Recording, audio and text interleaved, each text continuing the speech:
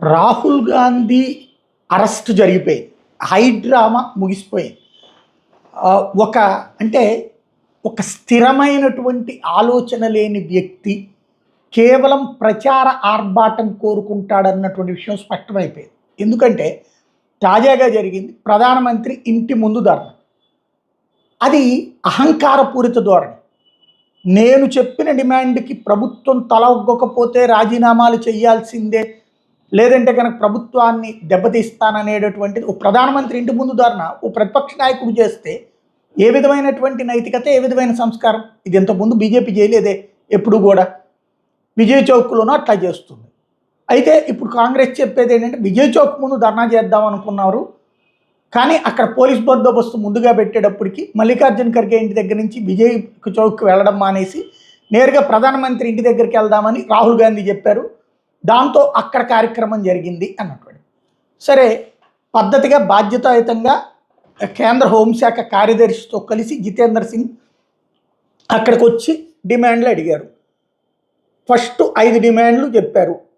ఇదే ఫస్ట్ చెప్పినటువంటి డిమాండ్ 5 డిమాండ్లు పేపర్లకి, టీవీలకి చెప్పారు, కానీ వాళ్ళకు చెప్పింది అయితే పార్లమెంట్లో చర్చ జరగాలి. హోంమంత్రి అమిత్ షాని కలిసి వచ్చి జితేంద్ర సింగ్ ఎస్ రెడీ అని చెప్పారు. పార్లమెంట్లో నీటి మీద చర్చ జరుగుతుంది అని చెప్పారు. ఎనఫ్ అయిపోయింది. కానీ అప్పుడు మళ్ళీ సీన్ మార్చి లేదు లేదు ధర్మేంద్ర ప్రధాన్ రాజీనామా చేయాలి, అప్పుడు విరమిస్తామన్నారు. దాంతో జితేంద్ర సింగ్ అదే విషయాన్ని ట్వీట్ చేసుకొచ్చారు. ముందు ఒక మాట అడిగారు, మేము వెంటనే దానికి రెడీ అని చెప్పాం. అమిత్ షా కూడా మాట్లాడారు, అంగీకరించారు. తీరా చూస్తే ఇప్పుడు మళ్ళీ మాట మార్చారు. ధర్మేంద్ర ప్రధాన్ రాజీనామా చేయాలి, అట్లాగే వాళ్ళకి పరిహారం ఇవ్వాలి, అప్పటిదాకా కదలనన్నారు అన్నటువంటి. తర్వాత ఏం చేస్తారు? ఆటోమేటిక్గా పోలీసులు వచ్చారు, అరెస్ట్ చేశారు, తీసుకెళ్లారు. ఇక్కడ ఏమైంది? కాక్రోచ్ జనతా పార్టీ వాళ్ళు పక్కన అక్కడ ఏదైతే జంతర్ మంతర్ దగ్గర ఉద్యమం చేస్తుండగా రాహుల్ గాంధీ ఈ ఉద్యమాన్ని హైజాక్ చేశాడు. యాక్చువల్గా 3.5 గంటల పాటు ఆందోళన, ఆ పైన అరెస్టు, పంపించేస్తారు, ఇంటి దగ్గరికే పంపించేస్తారండి. అది వాళ్ళకి తెలుసు. ఈలోపు ఆయన పిలుపుకి దేశవ్యాప్తంగా రగిలిపోయి జనం వచ్చేస్తారనుకున్నాడు. అది విఫలమైంది. అది రాహుల్ గాంధీకి కూడా అతిపెద్దదైనటువంటి షాకింగ్ పరిణామం. కాంగ్రెస్కి కూడా అతిపెద్ద షాకింగ్ పరిణామం.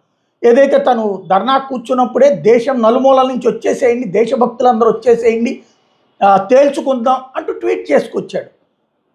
ఉద్యమానికి రోడ్ల మీదకి వచ్చేయమని చెప్పి. రోడ్ల మీద చివరికి కాంగ్రెస్ గవర్నమెంట్ ఉన్నట్టు తెలంగాణలో కమ్యూనిస్టులు వచ్చి రాజ్భవన్ దగ్గర, లోక్భవన్ దగ్గర ఉద్యమం చేశారు తప్పించి కాంగ్రెస్ గారు. పైగా కాంగ్రెస్ ప్రభుత్వమే అక్కడ వాళ్ళని తీసుకెళ్ళి అరెస్ట్ చేసింది. దెన్ మిగతా కాంగ్రెస్ పాలిత రాష్ట్రాలు కర్ణాటకలో కానీ హిమాచల్ ప్రదేశ్లో కానీ ఏమైనా జరిగినాయా? ఏమీ లేదు. అసలు ఢిల్లీలో ఉన్నటువంటి ఎన్ఎస్యుఐ కాంగ్రెస్ నాయకులు వచ్చారా? లేదు. అంటే దాన్ని బట్టి ఈయన పిలుపు కాంగ్రెస్ వాళ్ళే స్పందించలేదు. రాహుల్ గాంధీ అడ్మినిస్ట్రేరియల్ ఫెయిల్యూర్ లేదా ప్లానింగ్ ఫెయిల్యూర్ అది. మొత్తం మీద అరెస్టు, ఆ తర్వాత తరలించాడు, అయిపోయింది. 3.5 గంటల ఉద్యమం ముగిసింది. ఏదైతే నిన్న కాక్రోచ్ జనతా పార్టీ వాళ్ళు, ఇవాళ కాంగ్రెస్ పార్టీ. ఈ చివరిలో అఖిలేష్ యాదవ్ వచ్చి కాసేపు అక్కడ హడావిడి చేసి వెళ్ళిపోయాడు.